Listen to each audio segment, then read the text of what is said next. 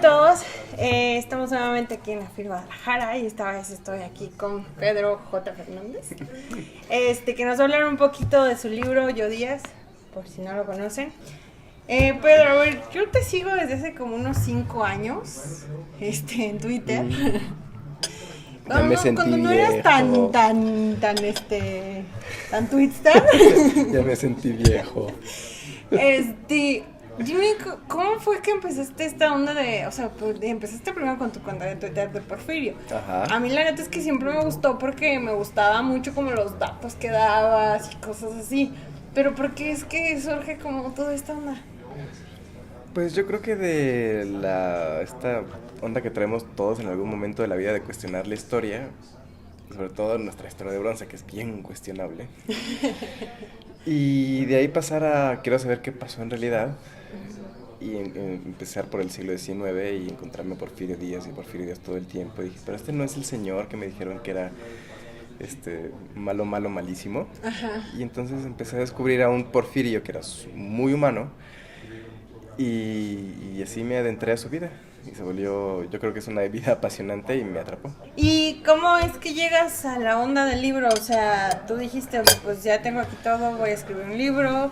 O se acercó la editorial y te dijo, oye, ¿no quieres hacerlo libro? ¿Cómo funcionó esa parte? Pues mira, ya me gustaba escribir, ya había tomado cursos de escritura, pero yo no quería dedicarme irónicamente, no quería dedicarme a la novela histórica. Pero como empezó a funcionar pues la cuenta de Twitter, dije voy a darle una oportunidad. Escribí el libro, me acerqué como cualquier mortal con mi manuscrito para que pasara por dictamen y todo. Y al final el primer libro, que es Los pecados de la familia Montejo, le fue muy bien. Entonces pues mis mismos lectores me dijeron, está muy bien tu libro sobre el porfiriato, pero queremos la historia de Porfirio. Y pues dije, con toda la bibliografía que he amasado para la cuenta y para mi interés personal, pues sin problema. Si alguien lo tiene que hacer, voy a ser yo. Claro, sí. ¿Y tuviste que ir, digamos, como a los lugares, hacer investigación Instituto del Cal, o todo fue como...? No, fíjate que precisamente porque es una novela histórica, muchos de los lugares o ya no existen o son diferentes. Más bien, para reconstruir ese México del siglo XIX tuve que basarme mucho en crónicas de la época. Y ir reconstruyendo yo por mi imaginación. Entonces tuviste que documentarte cañón. Sí, porque de verdad hay muchos lugares que ya no son así. Por ejemplo, ese Oaxaca rural. Ajá, sí. Ya no es tan así. La Ciudad de México empedrada o que nada más era... Porque la Ciudad de México hace 200 años nada más era el centro. Ajá. Y empezaba en la calle de Madero. Entonces, para reconstruir esa Ciudad de México de hace 150 años también tuve que documentarme mucho. Yo la verdad tenía mucho el conflicto de, a ver, ¿es real o no es real lo que estoy leyendo? O sea, como que de esto, ¿qué tanto es cierto o qué tanto se lo inventó? A ver, cuéntame cómo está esa parte. El libro es muy real por toda esta parte de documentación, pero sí es una novela. Hay dramatizaciones. Hay gente que me dice, oye, ¿sí dijo eso en este diálogo? Yo, no, pero sucedió un encuentro, por ejemplo, entre Benito Juárez y Porfirio Díaz. Sabemos cuál fue el resultado del evento, sabemos dónde fue, pero al final yo tengo que hacer... inventarte los diálogos y lo que verdaderamente... Sí, de acuerdo porque además tampoco me lo estoy inventando de la nada. Es decir, para construir esos personajes tuve que investigar mucho para construir esa psicología, y a partir de esa psicología pues voy creando estos diálogos y estas escenas. Ok, ¿y cuál fue como el reto más grande que tuviste? O sea, a la hora de recrear a don Porfirio.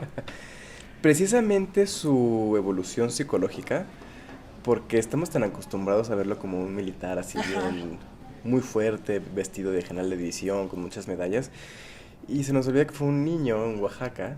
Y entonces, sí, a mí me costaba trabajo, o sea, cuando la parte donde está como, porque lo dices como todo flaquito, es que así era. Todo chiquito, y era como de...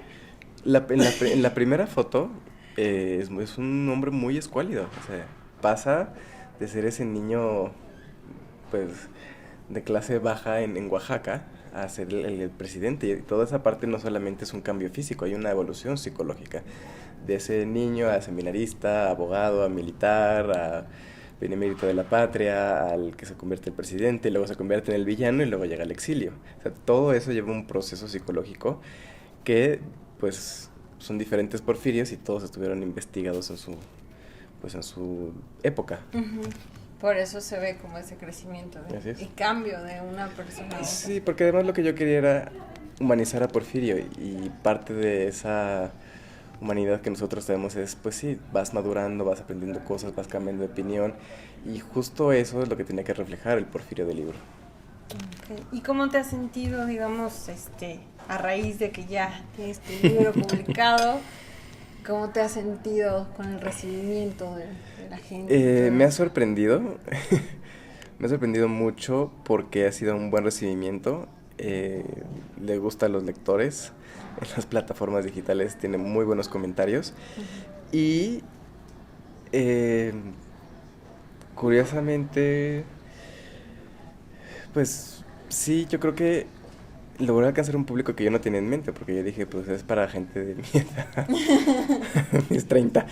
Pero en las presentaciones van jóvenes y van niños que yo pensé que no les interesaba una novela histórica y mucho menos una novela histórica de 500 páginas. Pero les ha gustado mucho, creo que es una generación joven que está reconectándose con la historia de México. Y a mí me ha gustado mucho esa parte. O sea, no tanto gente de 30, 40 o más que pues ya estamos moldeados por la historia oficial y que estamos más bien cuestionando lo que nos enseñaron, sino esta generación de 20 para abajo que sí tiene un interés genuino de conocer su pasado. Uh-huh. Y a través de este tipo de novelas lo está haciendo. Qué padre. ¿Y te han llegado como críticas de qué te pasa? ¿Por qué lo pones así? Cosas por el estilo.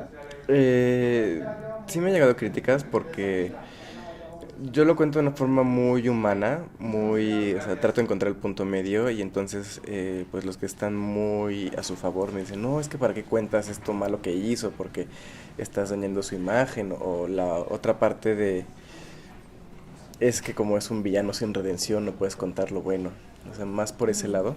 Y pues los típicos detractores de la novela histórica de cualquier autor que prefieren el ensayo. Pero eso, todos los escritores de novela histórica tenemos ese tipo de detractores. Sí, pueden pasar, pero pues yo creo que justo el tenerlo en novela es lo que hace, como dices, que los más jóvenes, que chicos que a lo mejor generalmente no se interesan obviamente en los ensayos, pues ven este tipo de libros y les llama más la atención. Sí, y ha habido una generación que viene, que le gusta mucho leer, que empezó leyendo fantasía, porque mucha generación empezó leyendo fantasía, y entonces dicen, ¿qué sigue? Sí. Y se están encontrando con estos libros de su país, de su pasado, y está padre que se adentren a esta cosa, a estos libros, y que de este libro salten a otros libros de novela histórica mexicana, sí. Y que no solamente pues se mantenga su gusto por la literatura, sino su gusto por su país y su pasado. Claro, y que va como evolucionando de cierta forma ese gusto, ¿no? De leer cosas que de repente dicen, es que porque lees eso, no sirve para nada. Sí. Y pues vas como evolucionando a otro tipo de... Yo creo que la cuenta de Twitter y este tipo de novelas, el comercial de la cuenta de Twitter, ayudan muchísimo a entender que la historia no es aburrida. Exactamente. Sí, totalmente. A mí, la verdad, me gustó muchísimo. He intentado leer otras novelas como históricas y usualmente las dejo luego, o sea, así como que avanzo 10, 15 páginas y es como de, ay, esto está de mega hueva, no va, y luego. Porque sí me gusta mucho la historia y me gusta conocer la historia, pero yo necesito que me la cuenten así. Sí, yo creo que el problema de la historia es que como no nos la han sabido contar, nos resulta bien aburrida. Sí. Y como nuestra historia está llena de datos a memorizar, pues como que hace falta que nos expliquen esos datos. Sí. De una forma así como carnosa, jugosa, de chismes así rica. Porque así se ¿quiénes son los hombres? Te voy a contar aquí. ¿Quiénes son los hombres que hicieron la historia? Porque la historia no la hacen hombres, no la hacen héroes y villanos. La hacen seres humanos que tienen sus errores, que tienen aciertos, que lo hacen porque así les enseñaron, porque es su contexto. Y cuando empiezas a adentrarte te das cuenta de la riqueza que tiene la historia. Claro. No es una cosa cartonada en un libro de texto de la SEP. Ajá, exactamente. Van a golpear los maestros de la SEP. Ya sé, ¿qué te pasa? Pero sí. ¿Y tienes planeado seguir con más libros de esta onda histórica? Sí, estoy a punto de entregarle a la editorial una biografía, pero no de Porfirio Díaz, sino de Agustín de Iturbide, que creo que es otro villano muy humano que hay que rescatar. Al final es nuestro libertador. Entonces, pues nada más por eso vale la pena rescatarlo.